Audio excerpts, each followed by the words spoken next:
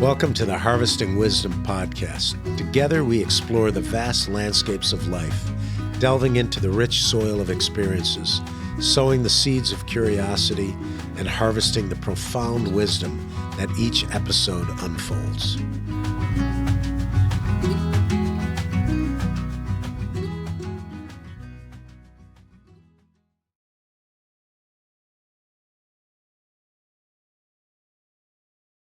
Maybe sometimes it's good to increase the resilience and efficiency of the users, as Anna mentioned. You know, we also did the study when we saw how much days the building, well-insulated building, can survive without, for example, connection to the district heating. You know, in terms of if there is a disruption of energy supply and so on. So, of course, if the building is well-insulated, then it can be more resilient compared to the older buildings that are not were built, 20, 30 years ago. So how long is that? I need to recall the graph. Okay. But I would say so up to 5 days or something like this. Yeah, it can. So with a reasonable temperature. Right. So it's not like 20 degrees or 22, but with a reasonable temperature, it can. Stand there. Yeah. Because look, after the Friday attack, many Kiev, we're talking Kiev, right? And for Kiev sometimes it's awful. For those that are in some other regions, there for them this is a situation for weeks long lasting, right? So Friday morning attack, entire Kiev was waking up without water, and half of Kiev without light. We didn't have light here in this office entire day in principle until Saturday. But we lasted with our record flows and everything. So, and its outside temperature was 14 degrees. Yes. Mm-hmm. So it's not. If you're going to +5 and our diesel generator on the building will not feed the boiler, you're sitting here and freezing because +5 is this very, very fast going down whatever was heated before, right? And kindergartens and schools were mostly closed because they had to stop the heating, and you can't, right? And it's already fresh enough. And the apartments, so normally what is it, between 10th to 15th of October we would start the heating season for the residential sector. So schools, kindergartens, public buildings are going a little bit earlier, 1-2 weeks earlier. And then they're starting the residential households. And now we're not sure, right? Are we going to get the heating or not? So you're sitting there with getting warm sweaters out, warm socks. Because I know my apartment in winter, it's an old building, and we have to heat up with this portable electricity. But if I wouldn't have those things, even my central district heating system is simply not enough. Yeah. Because my in-house temperature is 16 to 18 degrees Celsius. Which I don't know what is in your measurement, but it's freezing, right? Yeah, it's that's pretty cold. You want to hang out in your pajamas in, right? No. And but yes, in all this, it's like we have to joke. You don't postpone the shower until the shower that you take in the evening. You don't postpone until the morning anymore. Yeah. And you try to be grateful that there was no drones and that your windows are there and cold is fine. Yeah. I have another example of a well-insulated building. For example, during the weekend, we are typically completely switching off we have a special programmatic control for the boiler. And for example, in my apartment, in the apartment. So, and then for example, we are setting the temperature, 2-3 degrees below what we typically do. And the apartment, if it is well insulated, it's dropping only 1-2 degrees, so it's not cooling down. And when we did these resilience studies, of course, we did the coldest months, and then it can restore. So of course, if the temperature is higher, then it can even last a bit longer with the heat gains, and so on, So but in a 70 or 80% of residential housing, this huge old stock, you don't do this. Yeah. You can, because the windows are old, the walls are not insulated, so whatever you do, of course, the minute it's cold outside, you're freezing inside. Right. And you have children, older people, and it's you can only dress so much, right? Yeah, of course. Well, I wanted to ask about this because you said that, you can't just tear all these old buildings down and rebuild them. So what do you do with these old Soviet constructions? How do you, if we can get technical, how do you bring them up to these energy efficiency standards? There is an energy efficiency fund that is active in Ukraine, and they're given both the partially financing with the grants the thermal rehabilitation of the I would say multi-family houses that are having the homeowner associations. Of course, you're doing the proper technical due diligence or some kind of technical service before. If it can, hold or have the load-bearing capacity and so on, if it is technically stable to be able to do this kind of works. But yes, there is partially the grant, and of course the residents are also contributing either their own money or they even have I would say the loans from the banks with a bit more favorable condition and so on. So there are the possibility for multi-house buildings to have both grants and their own money, I would say their own financing to rehabilitate. And when you are looking like at the pictures before and after, this is like the totally different story. It glows then, it looks beautiful and so on. Not only in terms of energy, but also in the appearance and also on the further, I would say, maintenance of the building as well. But it requires, I will add a drop of salt into the bucket of honey, sorry. It requires one of these magic things that must happen before that is possible, is that the residents have to come together, right?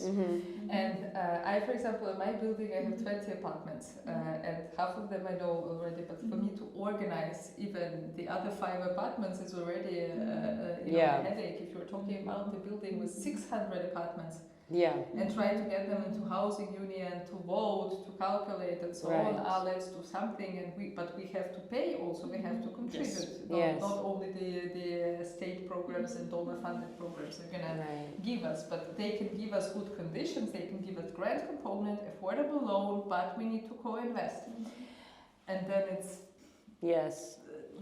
the chances are that not everyone can manage this. So to a huge extent, unfortunately, I think we have to hope also for the new construction and for increased awareness among the old ones. But this very fast it will not solve, because so far it works only when the housing has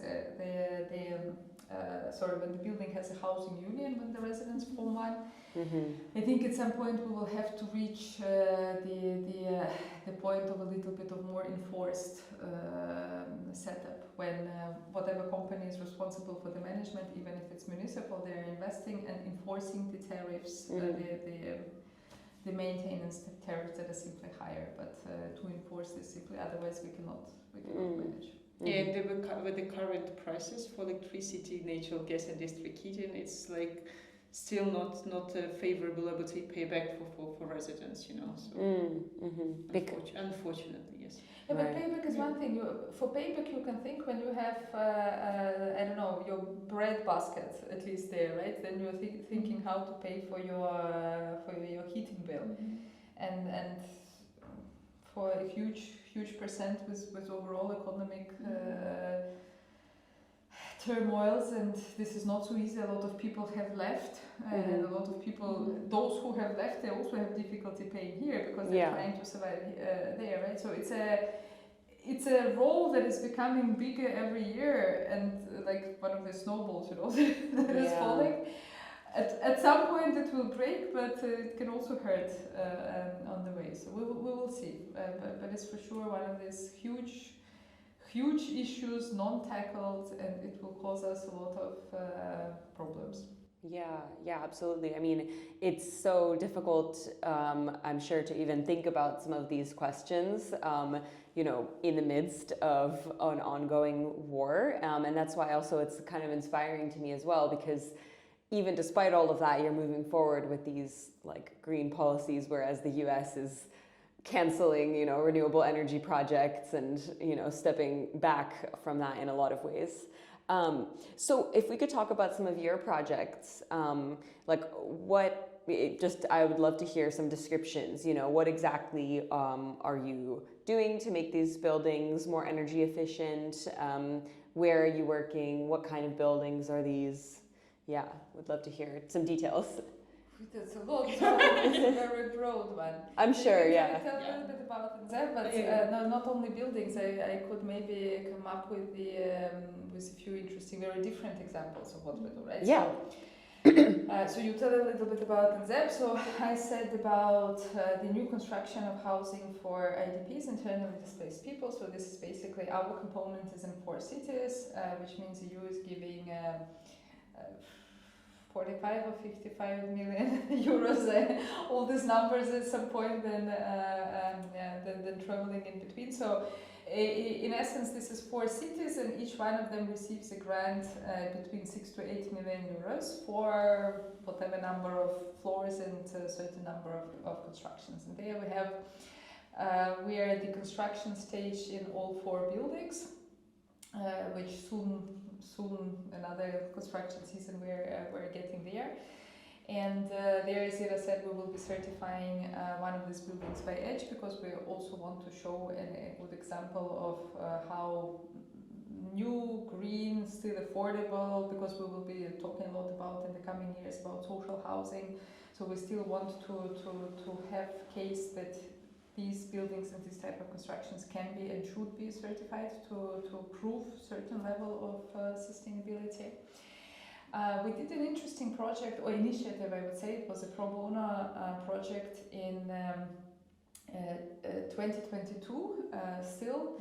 We have one of our friendly cities with which we implemented, we just finished the rehabilitation of hospital in 2022. We were about to open it when the war, when they were occupied. The city was under occupation. There was a tank standing shooting at hospital. It was crazy. All these crazy, awful stories. Sorry, which city is this? It's a Trostinets city in Sumy region. Okay. They are located 30 kilometers from the Russian border. So whatever Russians were coming from the north towards Kiev, they were passing Chernigiv region, Sumy region, and entering Kiev, or sort of like with the wave coming from several of those locations. So basically, Trostinets is a small community. They had 20,000 people, residents, very small communities, very close to the border. Super active municipal team, which is, we have quite a few in Ukraine that we're very proud of, but these ones are among the stars, so to say. So basically in 2022, when Kiev and the northern parts were deoccupied and Russians fled, we were sitting in Vienna and thinking, how else can we support? Because you can only so much buy this, best thermal cameras, all these tourniquets, and ship them permanently. So we wanted to do also something useful in terms of our competences as a company. And then we came up with an idea with our Austrian partner. We brought together, or they brought together, some of the Austrian specialized volunteers, like an Austrian architect, a urban planner, another international water expert. We gave Ukrainian competence, so we formed a team and we wanted to do a master plan in an international understanding of it, because we have a number of strategic municipal documents that are done in Ukraine by different requirements from national level and so on, a program for economic development and social, a program for reconstruction, a plan for whatever, action plan for other things. But we wanted, none of this in our opinion reflects this user-friendly, understandable international standard document that you can send to your international partners, donors, and they can pick up project ideas and say, okay, we would like to work with you on water sector, we would like to work with you on public buildings or renewables or whatever. So we initiated the thing and thought, okay, what can we do with our own resources, pro bono and so on. And then the mayor of Trostinets happened to be passing by Vienna. He was literally on the way. And I saw on Facebook he's on the way, and I thought, okay, I'm going to ask him. If he has time for a coffee, we're going to test this idea. So we invited him for a coffee and said, look, and he's coming in, this was 2 weeks after the occupation of the city. This was the first time when he was 3 weeks, the first time when he could get out. Yeah. The municipality is destroyed. None of them has a single laptop in the city council to work on. Not a single ambulance, not a single waste truck. All the municipal infrastructure gone, and this was only 1 month of occupation. And this was also, there were some also horror stories, but not as horror as in some other cities. But the level of destruction was incredible. This hospital that we have just polished and we're preparing to cut this ribbon was also, it was still standing, but the amount of damage to the facade and respectively to the expensive new equipment inside. And this is they have, for example, a maternity department. This is the only or one of the two most used and for sure the newest maternity department in the entire region, except for the regional center, so huge. And he's coming there to our office in Vienna, he's like, and we're like, how are you? And he's like, and he opens his mouth, and then for the next 1.5 hours we're sitting there crying completely, because he's like, I'm trying, I had to get out, I need to drive around the cities and maybe I can get somewhere the ambulance car, an old ambulance car. In principle, I need potato seeds, because it's May. If we're not putting the potato seeds, we have nothing to eat in September. And we're sitting there, it's like, okay, Yuri, I think with our idea for testing a little bit, we try to get you some potato seeds. But our master plan idea is a little bit too early in your planning phase. And no, it was in principle all crazy. And in the end, we told him about this. Look, we want to do this master plan. We need a city not too big like yours. Do you think this is something relevant? We could calculate, in principle, have a little bit of idea. We want to bring these people back. And one day, towns like yours, they are so close to the border. You will be one of the border cities between the European Union to whatever is left on the other side, right? So. But maybe not you, you have other things to get concerned about, and we need time, we need your time, also the municipal team time. And he said, he was listening to us, and after this potato seed story, he's like, okay, what do I have to sign that we are getting this? No, Yuri. But before he exits the office, he already makes a post on Facebook that, I see he's doing us the master plan. And we're like, okay, thank you, Yuri. Now we really have to do it. But this long story, partially very touching story, but all this, we spent 8 months. They spent 8 months of active work with us in developing this, what we find a cool strategic proper document. And we're now trying to fill it up with projects. And they got into one of the framework programs for water. But when you have already a 30-year plan, roughly with the rough estimate, of course, all this requires then detailed feasibility studies. But when you understand what you need to do in the next 30 years, it's very easy to take a part of it and say, look, I want to say this is my priority, right? Because this is someone already did this strategic view, and in a sense, that you're not just, my pipes are not functioning, or my wastewater treatment plant is not functioning. Someone had to have a look, do you need this wastewater treatment plant? Do you need it here, and at which capacity? Or maybe the population will decline because you're so close to the border. Maybe there are other solutions and not expensive wastewater treatment facility for certain capacity that is not required, right? So a little bit of this thinking, and our cities, big regional centers might have a little bit more, might be better equipped for such things. Small towns not.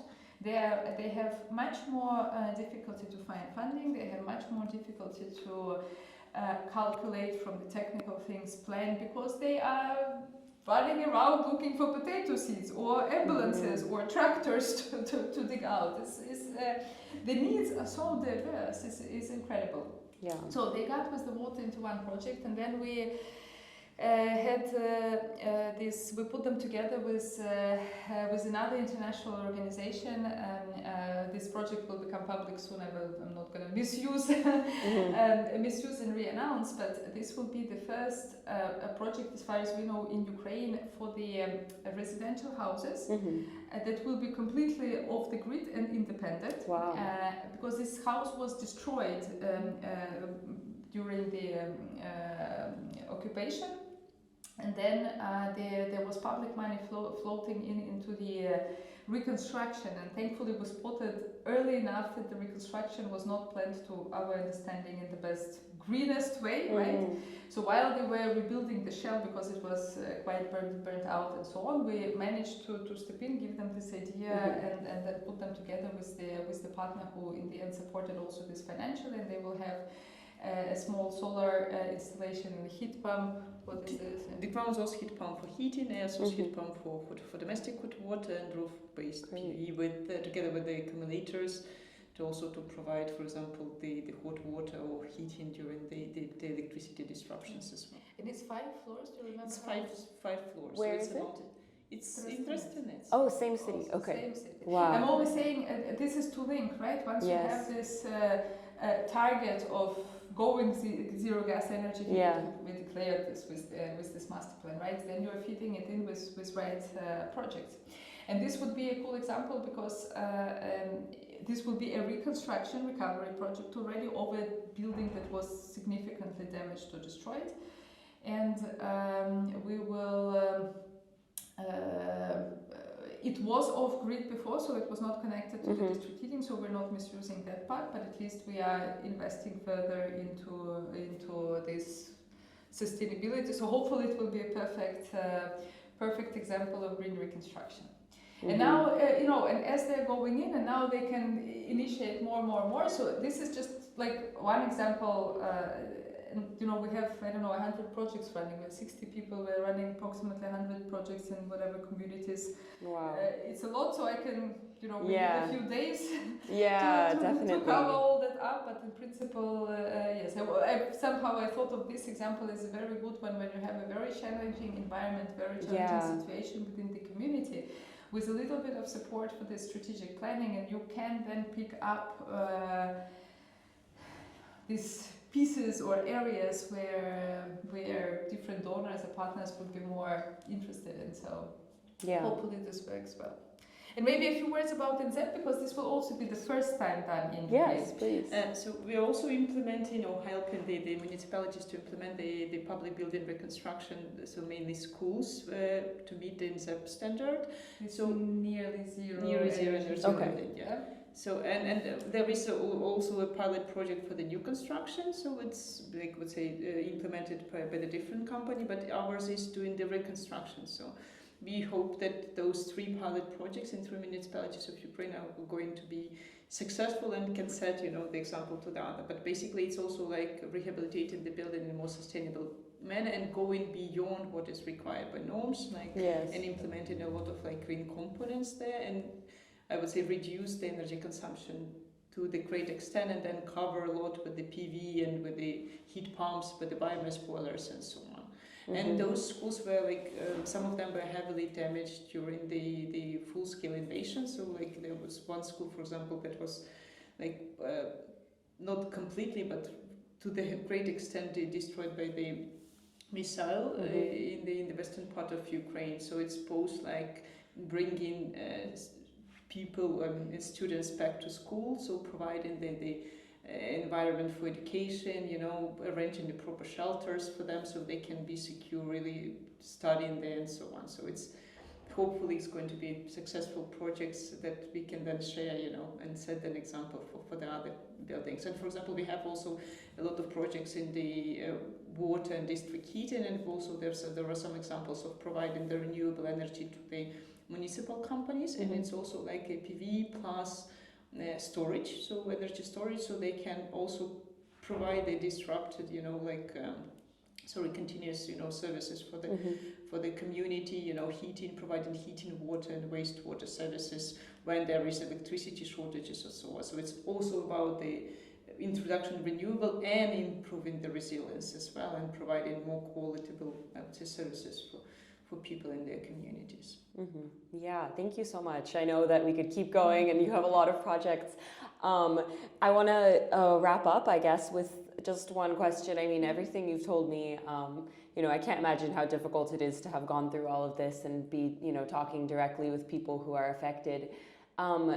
Does working on these projects kind of give you hope for the future? Or how are you applying your work to address maybe some of these really destructive things that you've witnessed and are living through still? Well, I have a very simple answer to this, and this is, I think, pretty much the only way to understand Ukrainians in general at the moment, right? Which choice do we have? And the point is, once you have no choice except for keep going, right? You can't give. Of course, we can all give up and leave somewhere, right? And come to America or whatever, right? That's true. And so on. But I think once you accept that you want to stay home, or you want to be home, or you want to support your home from abroad, because at the moment this is the better choice for your family or for your children and so on. In principle, you end up in a nutshell that you are doing whatever you can with the resources you have at the given moment, right? Do what you can with what you have whenever you can, and this is basically, that's it. And of course, can of course get all depressed and we do occasionally, I think every here and there, every few days or every few weeks or so, there are these ups and downs, but once you accept, you simply have to get going, you get going, and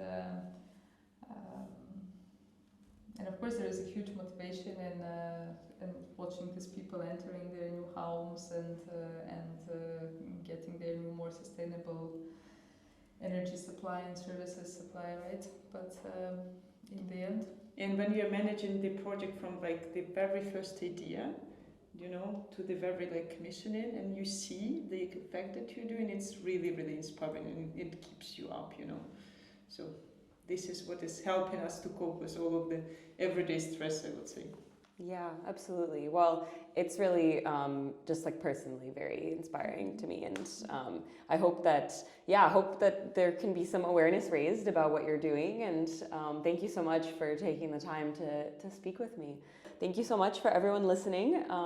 This has been another episode of Harvesting Wisdom podcast with Irina and Olena. So thank you both so much for being here. Thank you.